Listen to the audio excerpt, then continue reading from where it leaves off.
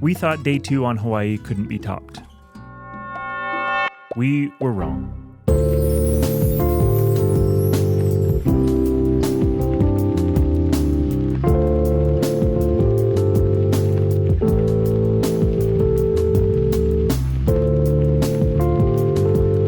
The plan for day 3 in Hawaii was to hike the Grand Canyon of the Pacific, Waimea Canyon.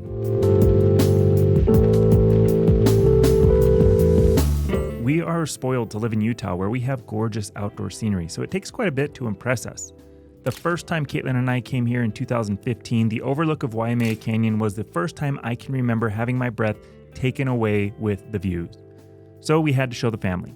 There are a couple of lookout points. The first one is called Waimea Canyon Lookout, and it is on the west rim of the canyon. The second is at the parking lot of the Waimea Canyon Trail, which is more on the north rim of the canyon.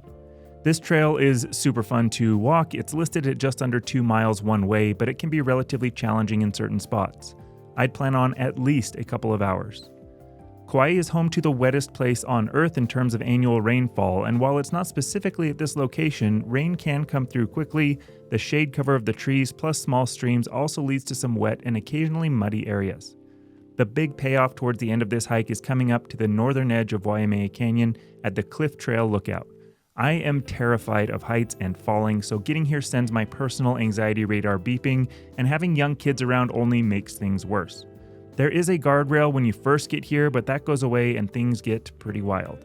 But the views are spectacular.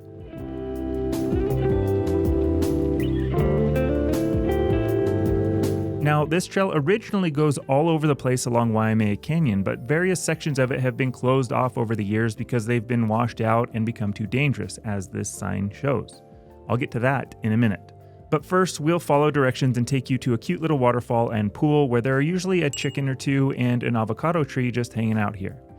This is a good spot to relax and eat some snacks. It's also where you have a couple decisions to make. Your first of 3 decisions is the prudent one. Turn around, head back the way you came. You've just experienced breathtaking beauty.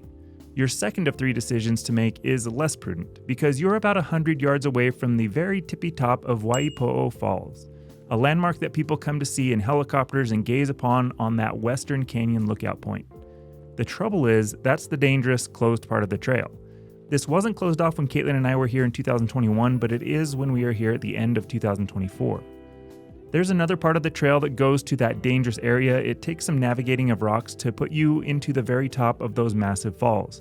I decided to leave the family where it's safer and explore this area for those of you watching. There's a chain of smaller falls that lead into the massive waterfall. This is a picture of Caitlin and I back in 2015 at this similar spot. You'll notice I'm holding onto her hip with a death grip because I have the phone taking the picture in one hand and her in the other, with her being the only thing stabilizing me from falling to my death. I made the mistake of being in flip-flops as well for this part, which only made things worse. What you can't see is Caitlin's other hand is holding a sturdy tree, so she is happy as can be while I'm actually experiencing one of the most scared for my life moments of my entire life. But I lived, and I'm here to share the story.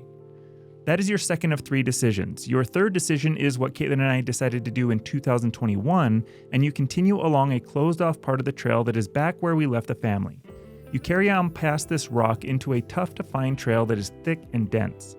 Still some spectacular views, but we kind of got lost when we did this. We wandered and may have been lost for hours until we popped out right at the Kokee Lodge, where we thought our lives had been saved. So it holds a special place in our hearts, and we took the rest of the family to this legendary spot. There are always a million chickens and birds running around here. It's a yummy restaurant and gift shop. We recommend hiking back to your car at the trailhead parking lot and then driving here though, not taking the wander for hours until you luckily pop out right here approach. After we ate some food here, we drove to the Kalalau Lookout. That is another just breathtaking view of the Kalalau Valley on the Nepali coast all the way down to the ocean.